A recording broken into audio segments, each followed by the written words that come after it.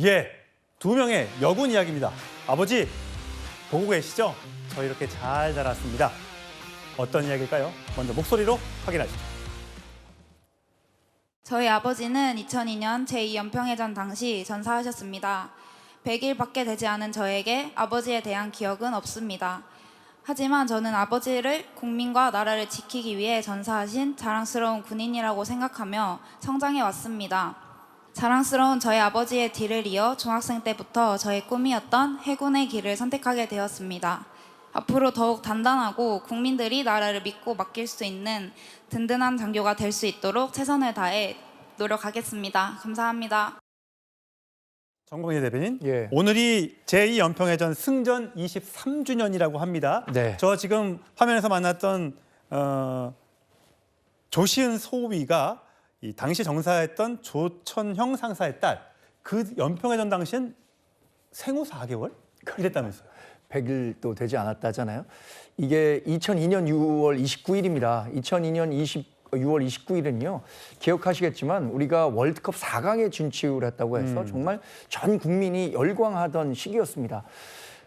사실 이게 맨 처음에 발생했을 때는 국민적으로 이렇게 주목을 받지 못했었어요. 예. 왜냐하면 그때 남북 관계가 좀 개선되는 측면이 있었고 월드컵이라는 큰 그 국가적 경사에 맞춰서 이 연평해전 소식이 일반 국민에게 잘 얼마나 많이 전달됐는지 의문이었는데 그 이후에 여러 기록들이 나오고 있는 거잖아요. 한상국 상사 같은 경우에는 본인이 목숨을 다하는 기간까지 조타기에 자신의 몸을 예. 묶어서 발견됐을 때 조타기에 이렇게 붙어 있었던 거 예. 아닙니까?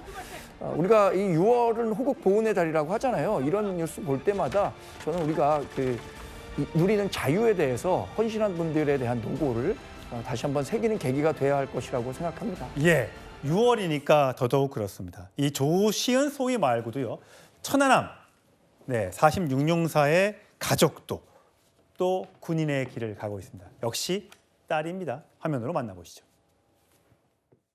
사과농생 개임의 날 2025년 5월 30일 해군 소위를 명받았습니다. 예, 신고합니다. 필승! 아버지의 뒤를 이어 대한민국의 영예를 충실히 수호할 수 있는 해군 장교가 되겠습니다. 필승!